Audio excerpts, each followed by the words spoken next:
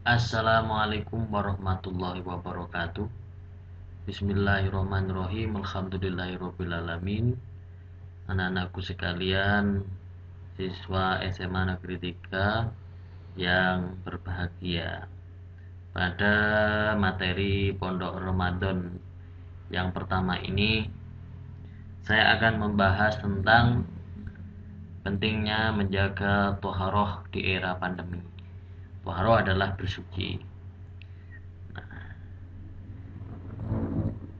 Kita akan bahas bahwa toharoh atau bersuci itu ada dua, yakni bersuci dari lahir, bersuci yang dohir ya, dan bersuci batin. Kalau bersuci yang dohir itu seperti wudhu, mandi, tayamum. Dengan bersuci batin adalah dengan tobat, dzikir, dan istighfar dan lain-lainnya. Di dalam surat Al-Baqarah ayat 222 Allah berfirman, A'udzu billahi minasyaitonir rajim. Innallaha yuhibbut tawwabina wa yuhibbul mutatahhirin. Sesungguhnya Allah menyukai orang-orang yang bertaubat dan menyukai orang-orang yang mensucikan diri.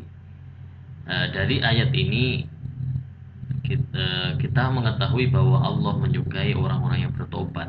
Ini adalah suci batin, yakni orang yang ingin mensucikan dirinya dari perbuatan-perbuatan dosa, maka caranya adalah dengan taubat. Nah, caranya bertobat itu bisa dengan beristighfar, kemudian mensucikan dengan zikir dan lain sebagainya. Sedangkan mensucikan diri dalam arti zahir adalah dengan bisa mandi, bisa wudhu, bisa bertayamum. Kita akan membahas lebih lanjut tentang bagaimana mensucikan diri dari kotoran-kotoran zahir, hadas dalam hal ini, yakni dengan media air sebagai media bersuci. Jadi tidak semua air itu bisa digunakan untuk bersuci, tapi ada air-air tertentu yang hanya bisa digunakan untuk bersuci, dalam arti bisa digunakan untuk berwudu atau mandi besar. Yang pertama, air sebagai bisa digunakan untuk bersuci adalah ma'us sama, yakni air hujan. Kemudian wa ma'ul bahri, yakni air laut. Wa ma'un nahri, air sungai. Wa ma'ul bi'ri, yakni air sumur. Kemudian wa ma'ul ain, itu adalah sumber mata air.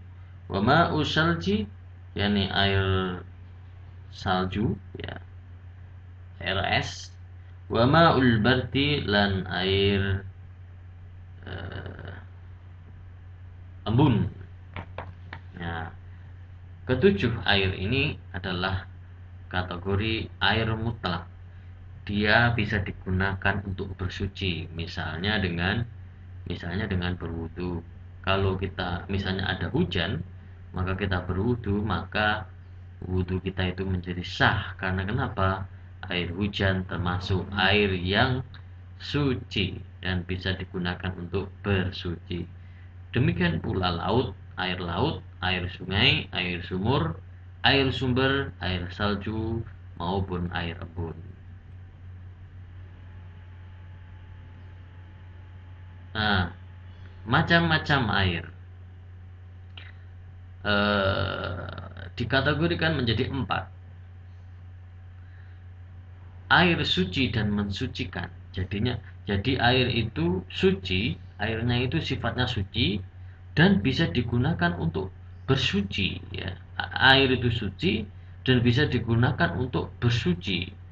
Artinya apa? Airnya itu memang kategorinya suci dan bisa digunakan untuk berwudu. Contohnya seperti yang saya sebutkan tadi, yakni air mutlak seperti air hujan, air laut, air sungai dan lain sebagainya itu tadi. Itu bisa digunakan untuk bersuci. Yang kedua, ada air suci dan mensucikan tapi makruh hukumnya. Jadi kalau ada air ini memang airnya suci dan bisa digunakan untuk bersuci, tapi apabila digunakan untuk berwudu, maka kategorinya adalah makruh. Apa itu contohnya? Contohnya adalah air yang ditaruh di tempat yang tempatnya itu terbuat dari logam, misalnya emas, perak, aluminium, atau logam-logam yang lainnya. Dan airnya itu terkena sengatan matahari.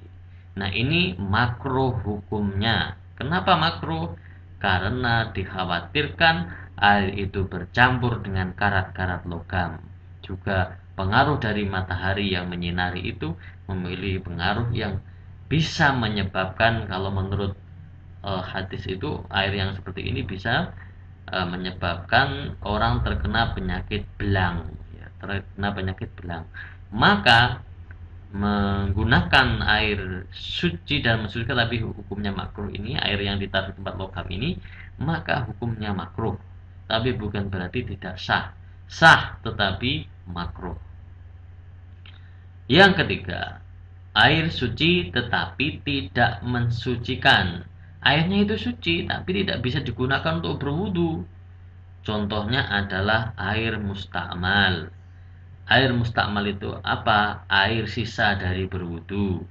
Misalnya air yang sudah digunakan untuk berwudu, maka tidak bisa digunakan lagi untuk berwudu, ya, karena dia kategori air mustakmal. Dia itu adalah air sisa. Kenapa air sisa itu tidak bisa mensucikan? Karena sesungguhnya air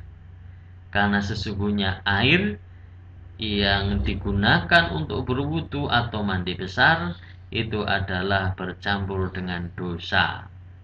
Ya, bercampur dengan dosa. Jadi artinya apa? Orang yang berwudu itu sebenarnya adalah melunturkan dosa, dan air mustakmal itu bercampur dengan itu. Makanya kemudian dihukumi, ada ulama yang menghukuminya tidak bisa dikategorikan sebagai air yang tidak bisa air yang walaupun suci tapi tidak bisa mensucikan. Kemudian air kopi. Kopi itu suci tapi tidak bisa digunakan untuk berwudu. Bayangkan kalau ada orang yang berwudu pakai kopi, ya, itu kan lucu kan dia. Air susu, air teh, air apa lagi? Air kelapa dan lain sebagainya. Walaupun itu suci tetapi tidak bisa digunakan untuk bersuci. Dan yang keempat adalah air najis. Contohnya adalah air yang terkena najis sedang ukuran air kurang dari 2 kolah. Contohnya adalah misalnya kamar mandi. Kamar mandi itu ukurannya kecil, misalnya ukurannya kecil, dan kemudian dari atas terkena kotoran dari cicak atau tikus atau tekek, ya, atau kotoran-kotoran yang lainnya. Sedangkan ukuran dari air menurut Imam Nawawi kurang dari 174/580 liter, maka air itu menjadi najis. Tapi apabila air itu lebih dari 2 kolah terus kemudian terkena najis, maka air itu tidak kategori air najis tapi tetap bisa digunakan untuk bersuci. Contohnya misalnya ada orang yang beol di sungai. Nah, beolnya itu najis. Tetapi sungainya karena lebih dari 2 kolah, airnya mengalir dan lebih dari 2 kolah, maka air misalnya orang berwudu di sungai, maka tetap dikategorikan sebagai air yang suci. Karena najisnya tidak bisa merubah kondisi air yang lebih dari 2 kolah itu. Maka hukumnya adalah boleh ketika lebih dari 2 kolah.